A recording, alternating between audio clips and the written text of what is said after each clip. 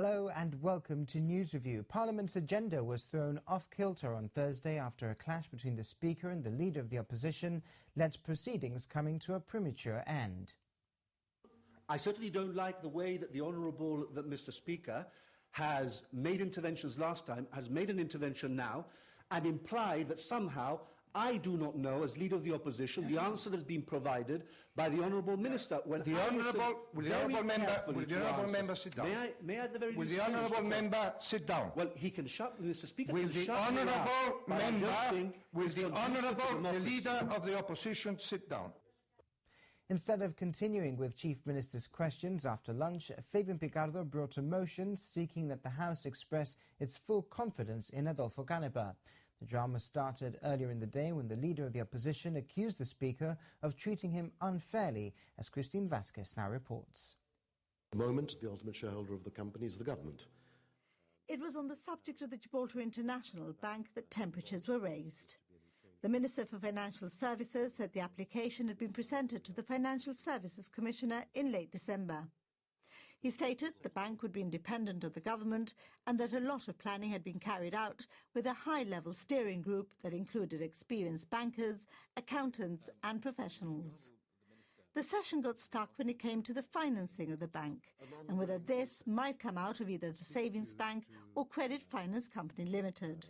It finally unhinged when the opposition leader asked a supplementary regarding the premises that had been identified for the bank.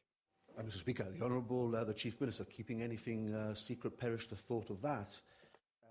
But I can understand the answer. Daniel Feetham wanted to know why, if the chosen location was government-owned and there was no question of a private landlord upping the price, there was a problem in saying where it was.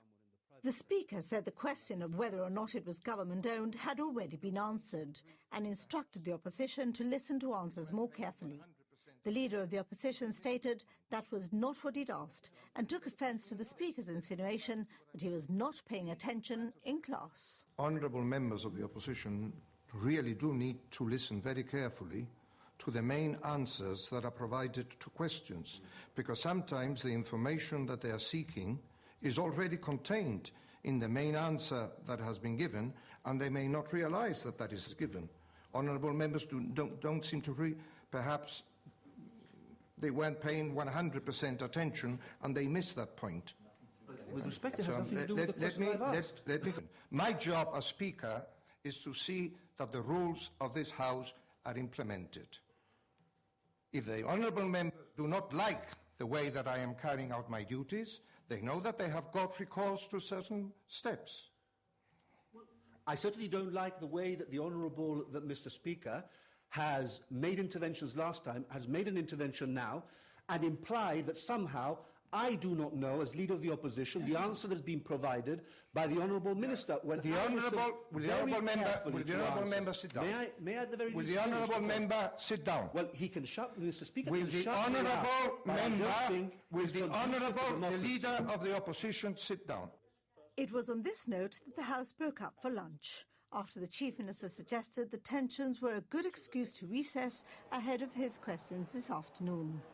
The Speaker eventually took up the offer, saying he was grateful for this because if things had continued as they were, he may have opted to have stayed at home. And of course, there were plenty of issues raised in Parliament over the morning, including the previous lack of any fire evacuation drills in GHA premises, such as the hospitals and the primary care centre, which, according to the Minister for Health, is of serious concern. Dr. John Cortes informed Parliament that there will be annual drills in all of these premises as from this year. The Minister for Social Services and the Care Agency confirmed this was also the case in institutions within her ministry. Perhaps politicians had made good behaviour in Parliament their New Year resolution, or perhaps they were just well rested after the Christmas break. Whatever the reason, it had been a productive morning for questions, which apart from a few slightly ruffled feathers, had moved swiftly until around noon. Then the Speaker delivered his first warning: stop debates at question time. And, as we've heard, the gloves were off half an hour later. The session had begun with questions on housing, which gave way to civil contingencies. Stephen Linares confirmed a mobile control vehicle for moving and situating the command centre in times of emergency had been bought and was expected to be delivered in April. He added training for the essential services involved would start then. The Minister also confirmed that 8 officers from the City Fire Brigade had completed a tactical ship firefighting course, with over 244 hours of training having been carried out. On health, the Health Minister confirmed the consultation process was ongoing for the relocation of the primary care clinic for children to St Bernard's Hospital. Dr John Cortes said they were discussing the options, but that it was a complex issue. Bunkering and the new bunkering arrangements at the detached mole was also on the agenda this morning. The government confirmed this was temporary, with the Chief Minister intervening to say the bunkering operations have not changed, only the location of the storage vessel. The government confirmed that fishing from the detached mole would continue, saying an agreement had been reached with the fishing associations. As with the guest storage, reports had been prepared and risk assessments carried out. Other than King's Lines, Fabian Picardo said many options were being considered for bunkering storage. Now, in the ongoing Marache fraud trial, High Court Judge Sir Geoffrey Grigson is now expected to wait until Monday to give his rulings on whether or not charges might be dropped without the defendants presenting a defence. The Supreme Court has finished hearing defence submissions of no case to answer, as well as the Crown's counter-arguments. John Cooper QC told the Supreme Court that there is no evidence upon which his client Isaac Marache should be convicted of conspiracy to defraud. Isaac Marache claims he was based in London and out of the loop. Lead prosecutor John McGuinness QC responded, arguing that Isaac Marache had acted fraudulently as he had dishonestly taken a risk prejudicing another's right, knowing he shouldn't. Benjamin Marache's lawyer also made a submission of no case to answer. Dorian Lovell Pank QC said his defendant does not accept that any fraud took place, let alone a conspiracy to defraud. Jonathan Scott has followed the proceedings at the Supreme Court this week and posted this report on Wednesday. Benjamin Marache's lawyer told the court that Marache & Co. had operated much like a bank, but the Crown has responded that this is not reflected in the evidence. John McGuinness QC also argued the Crown does not have to value the Marache property portfolio, as its worth, relative to the firm's debts, is not a defence. Benjamin Marache appears to suggest, said the Silk, that a defendant who is worth more than he steals cannot be guilty of theft. Why, he asked rhetorically, should any of the firm's clients have had to wait for their money back until, at some unknown time in the future, Benjamin Marache got round to selling his office or his house? Appearing for Leanne Turnbull, Anne Kocher QC submitted no case to answer in respect of one of the 2 counts of conspiracy to defraud. Ms Kocher has stressed Leanne Turnbull did not work in the accounts department, nor did she have access to the bank accounts. She therefore did not have the ability, said the QC, to plunder or divert funds from any account.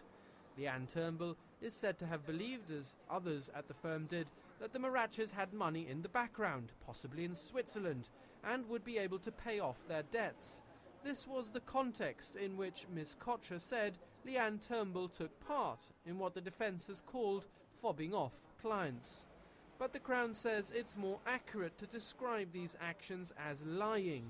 Mr McGuinness refers to an email in which Leanne Turnbull desperately suggests, please, please, we need to try and find the money from whoever and whatever source we can. Anyone have a rich client? Or can we beg, steal or borrow from whoever?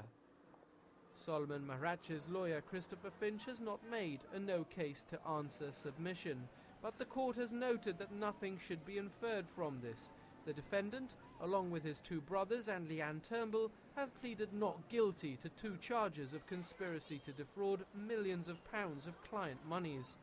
Should the judge, Sir Geoffrey Grigson, rule against his submission of no case to answer, Isaac Marache will be the first defendant in this trial to give live evidence.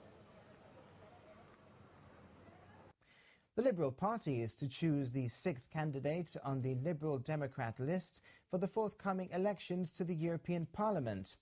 Party leader Dr. Joseph Garcia says he's very pleased his party will be providing a candidate for the Lib Dem slate, as it did at the last European elections.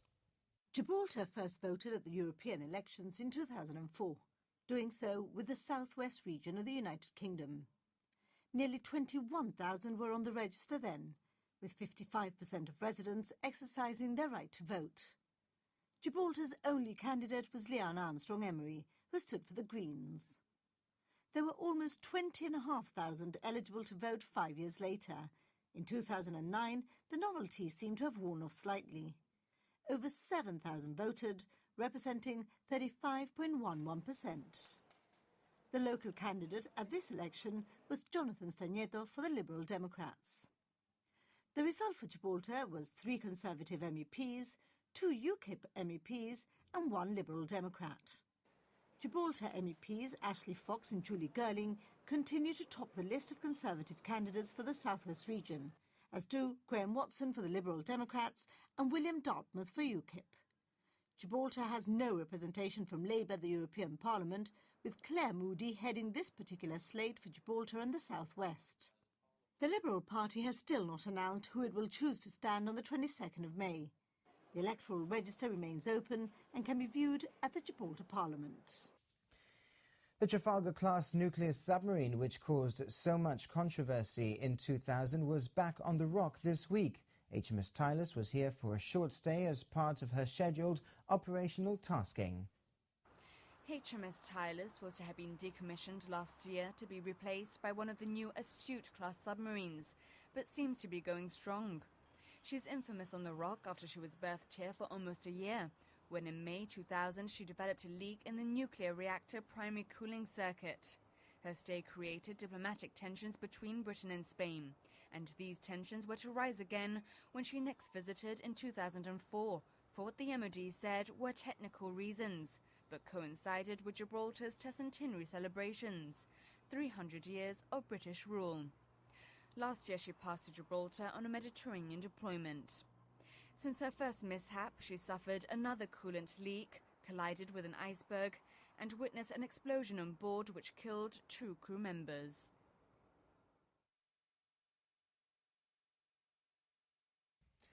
The British government believes there might have been a slight change of attitude by Spain and has renewed its call for the Spanish Foreign Ministry to take up the offer of a round of ad hoc talks.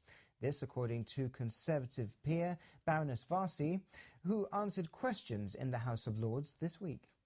The original question was put to Baroness Varsi by Lord Hoyle, a member of the All-Party Gibraltar Group and a freeman of the city of Gibraltar. He asked about Spain's response to the UK's protests regarding frontier queues and ship incursions. The Baroness said Spain's position was that the frontier queues were necessary to prevent smuggling, and that the waters around the rock were Spanish, both arguments which the UK does not agree with.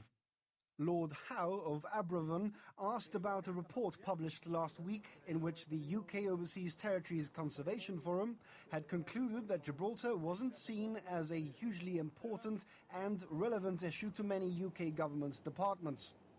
Baroness Warsi said it wasn't the UK's policy to get involved in competences for which the Gibraltar government was responsible. However, she said the UK's strategy at this stage was to de-escalate the situation and try to resolve matters diplomatically. Finally, in answer to Lord Anderson of Swansea, Baroness Warsi confirmed that there were 23 incursions in 2011, 228 in 2012, and 509 in 2013. But believed there had been a welcome reduction in the new year.